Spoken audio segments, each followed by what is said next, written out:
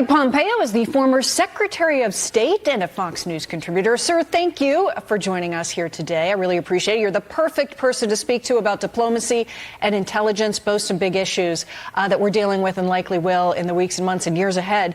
This statement that just came out from the President of the United States about the Ayatollah, who has come up from the bunker, or at least spoken, finally, saying, why would the so-called supreme leader, Ayatollah al-Khamenei, of the war-torn country of Iran, say so blatantly and foolishly that he won the war with Israel when he knows his statement is a lie?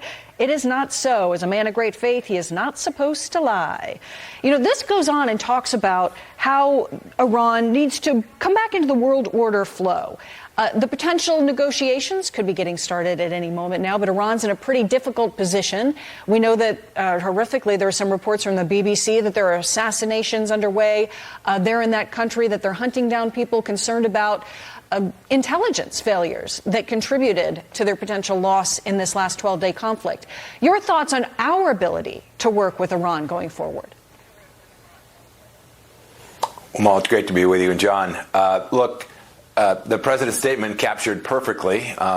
He was tongue-in-cheek when he said he didn't know why he was lying. The Ayatollah and that regime have spent decades lying to their own people and to the world, and frankly to the IAEA as well, right? They've been cheating on all the commitments that they've made over all this time. So the fact that the Ayatollah would come up and try and propagandize to convince his own people that they had won something where they frankly had failed so desperately is unsurprising to me. I would also be unsurprised if the Iranians fail to take this opportunity to re-enter the president described as the world flow order, or the world order flow. They are ideologues, they are theocrats, they are thugs, they are terrorists. There is no reason to think that in spite of the fact that they are crippled, in spite of the fact that they have suffered defeats in Gaza, in southern Lebanon, in Syria, and now on their home turf, I suspect they will hew to their ideology until the last day that the regime is in place. You know, on that note, exactly what you're talking about, they're also mixed messaging within their own country. The Ayatollah saying that the strikes did nothing significant when he talks about their nuclear facilities, and that this foreign minister that does the majority of the speaking on the world stage talks about how there was serious damage inflicted. So even there is a lack of ability to get a message straight. So how do you negotiate with a regime like that to move forward, to bring them into the world? A couple things. First, I think you have to know where the power lies. That foreign minister who made that statement may well soon be the former foreign minister. As a result of that, you talked about the fact they're chasing people down inside the country. They are still the Ayatollah, the IRGC.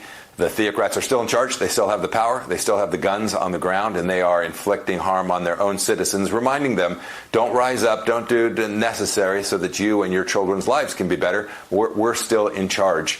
And so we should listen to the people with power. And the folks in power have shown no willingness to acknowledge not only the failures to defend their own country and the fact that the Israelis and Americans can fly over their country freely, and that the Israelis have so clearly infiltrated their leadership apparatus, but they're going to try and stay in power just like these authoritarian regimes always do. And as a negotiator, you just need to understand that what the foreign minister said is interesting, but what the Ayatollah said is important. Yeah. I want to get a quick question about intelligence. As the former director of the CIA, you know, there were some remarkable things that the Israelis did during those 12 days, and, you know, not to be, for instance, the simultaneous assassination of nuclear scientists. Now there's a big question about where uranium may be, the Iranian uranium.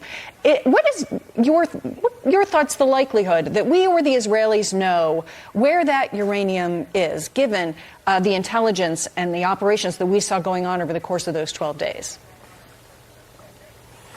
Look, this is an important question. The Israelis have already made a few statements about what it is they think they know. They have really talented, very capable forces. I'm sure they have folks still on the ground spread widely throughout the country. I don't know that, but I suspect that to be true. But I will say these things are, when they get dispersed, they're hard to find. I have always believed that the Iranians had things going on that no intelligence agency was aware of. That would be at low scale, but cheating nonetheless on those agreements. I suspect they've hidden some of this stuff, not just in the last few days, but over the last years, so that they would retain some remnants of their capability. But we should not mistake what they might have left for the massive damage that was done to their program and the massive damage that's been done to the regime over the past days and weeks and months. We should be very proud of what our military did. They accomplished an awful lot. Then we should be mindful that the Iranian regime still retains power today and still has the capacity to inflict some harm on the West. Something that we are definitely watching. Secretary Mike Pompeo, thank you very much for joining us. Great analysis, and we greatly appreciate it. Have a great day.